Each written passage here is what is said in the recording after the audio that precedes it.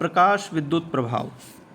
धातु की सतह से विकिरित करने से इलेक्ट्रॉन का उत्सर्जन प्रकाश विद्युत प्रभाव कहलाता है। छात्रों, धातु की सतह को विकिरित करने से इलेक्ट्रॉन का उत्सर्जन प्रकाश विद्युत प्रभाव कहलाता है। प्रकाश विद्युत प्रभाव के दो प्रायोगिक प्रेक्षणों एवं प्रकाश के तरंग सिद्धांत के बीच विषमता है। पहला, उत्सर्जित होने वाले इलेक्ट्रॉन की गतिज ऊर्जा आपतित विकिरण की तीव्रता पर निर्भर नहीं करती है। दूसरा,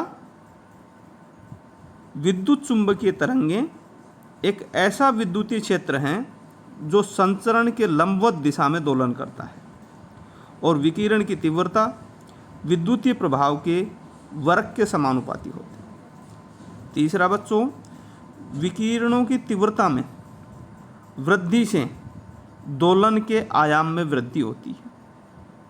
चौथा है, धातु की सतह पर उपस्थित इलेक्ट्रॉन विद्युत क्षेत्र की दिशा में दोलन करते हैं। पांचवा है, तीव्रता ज़्यादा होने पर इलेक्ट्रॉन के दोलन भी ज़्यादा होते हैं। कभी कभी ये दोलन बहुत तीव्रता से होते हैं। छठा है, यही दोलन धातु की सतह से इलेक्ट्रॉन को निकाल देते हैं, जिनकी गतिज ऊर्जा क्षेत्र के आयाम पर निर्भर करती है। इस तथ्य से यह सिद्ध होता है कि जब तक विकिरण की तीव्रता प्रबल रहती है, प्रकाश विद्युत प्रभाव किसी भी आवृत्ति के लिए हो सकता है। प्रायोगिक सत्य यह है बच्चों कि धात्विक सतह का गुण देहली ऊर्जा ν0, जिसका मान कम होने पर इलेक्ट्रॉन नहीं निकल सकते, ν0 से ऊपर उत्सर्जित इलेक्ट्रॉन की गतिज ऊर्जा आवर्ती ν के समानुपाती होती है। यह चिरसम्मत सिद्धांत को चौंकाने वाला विरोधाभास है। बच्चों, बात यह है कि ν0 जो थ्रेशोल्ड एनर्जी देहली ऊर्जा है, उसके बराबर ऊर्जा देंगे या उससे अधिक ऊर्जा दोगे तब तो इलेक्ट्रॉन बाहर निकलेगा, और उससे कम ऊर्जा दोगे तो इलेक्ट्रॉन बाहर नहीं निकलेगा।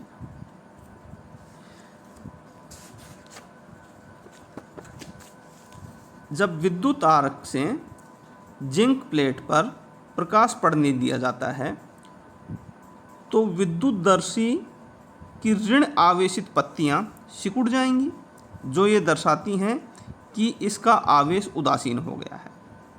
ऐसा इसलिए होता है कि जब जिंक प्लेट पर विकिरण पड़ते हैं तो इसके इलेक्ट्रॉन निकलते हैं और यह धनावेशित हो जाती है। अब यदि एक कांच की शीट जो कि प्रकाशीय आर्क से पराबैंगनी विकिरणों का अवशोषण कर लेती है को आर्क और जिंक प्लेट के मध्य रखा जाता है तो इलेक्ट्रोस्कोप की पत्तियां अप्रभावित रहती हैं। इससे ये स्पष्ट होता है कि सभी प्रकार के विकिरण जिंक प्लेट से इलेक्ट्रॉनों को नहीं निकाल सकते। यदि इस प्रयोग में प्रकाशीय आर्क के स्थान पर कम तीव्रता वाले पराबैंगनी स्रोत माना कि हाइड्रोजन लैंप को प्रयुक्त किया जाए तो एक उपयुक्त मापक उपकरण द्वारा ये ज्ञात किया जा सकता है कि तंत्र की प्रकाशीय धारा कम होती है। हाइड्रोजन लैंप द्वारा जिंक प्लेट पर पड़ने वाले प्रकाश की तीव्रता बढ़ने पर प्रकाशीय धारा बढ़ जाती है। कुछ धातुओं के लिए वेवलेंथ और फ्रीक्वेंसी बताई जा रही है। जैसे प्लेटिनम के लिए वेवलेंथ होती है 1980 एंगस्ट्रॉम, सिल्वर के लिए 2640 एंगस्ट्रॉम, पोटेशियम के लिए 7100, सोडियम के लिए 6500 एंगस्ट्रॉम। इससे अधिक तीव्रता के अगर हम प्रकाश को डालेंगे तब तो वो प्रकाश विद्युत प्रभाव दिखाएगा, अन्यथा नहीं दिखाएगा। उपरोक्त प्रेक्षणों में 3 परिणाम प्राप्त होते हैं। पहला, प्रकाश विद्युत इलेक्ट्रॉन का उत्सर्जन आपतित विकिरणों की आवृत्ति और धातु की प्रकृति पर निर्भर करता है। दूसरा है उत्सर्जित इलेक्ट्रॉन की संख्या आपतित विकिरणों की प्रदीप्ति की तीव्रता पर निर्भर करती है। हालांकि एक विशिष्ट विकिरण का प्रकाश विद्युत प्रभाव स्वतः विकिरण की आवृत्ति पर निर्भर नहीं करता है। तीसरा है ऊर्जा संरक्षण के नियम के आधार पर आइंस्टीन ने दर्शाया कि उत्सर्जित होने वाले इलेक्ट्रॉन की गतिज ऊर्जा आपतित विकिरणों की ऊर्जा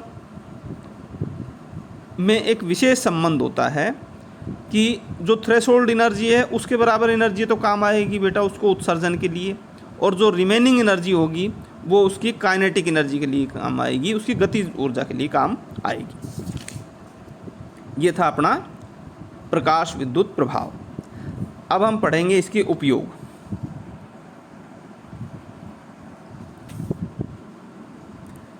प्रकाश विद्युत प्रभाव का उपयोग हम कहाँ कहाँ कर सकते हैं बच्चों, सुनिएगा। प्रकाश विद्युत प्रभाव का उपयोग प्रकाश विद्युत सेल बनाने में किया जाता है। ये टेलीविज़न पिक्चर उत्पन्न करने में काम में आने वाले photo tube, automatic door opener, burglar alarm लगाने में, स्पेक्ट्रोफोटोमेट्रिक मापन और दूसरे कार्यों में उपयोग आता है। प्राय सेल का निर्माण क्षारीय धातु की एक पतली परत निर्वात नली की सतह पर लगाकर किया जाता है, जिसमें से जाने वाली तार एनोड का कार्य करती है। जब दहली ऊर्जा से अधिक आवृत्ति की ऊर्जा धातु की सतह पर पड़ती है तो धातु की सतह से इलेक्ट्रॉन का उत्सर्जन होता है और पहले से ही आवेशित एनोड की तरफ जाते हैं। इस प्रकार सर्किट में धारा का प्रवाह होता है और ये एमीटर या किसी दूसरे विद्युत उपकरण से ज्ञात किया जा सकता है। प्रकाश विद्युत प्रभाव केवल धातु की सतह पर उत्पन्न नहीं होता, जबकि ये गैस और द्रव भी दर्शाती है। विद्युत चुंबकीय स्पेक्ट्रम में गामा किरणों से लेकर अवरक्त इंफ्रारेड क्षेत्र तक सभी विकिरणों में यह प्रभाव प्रदर्शित होता है।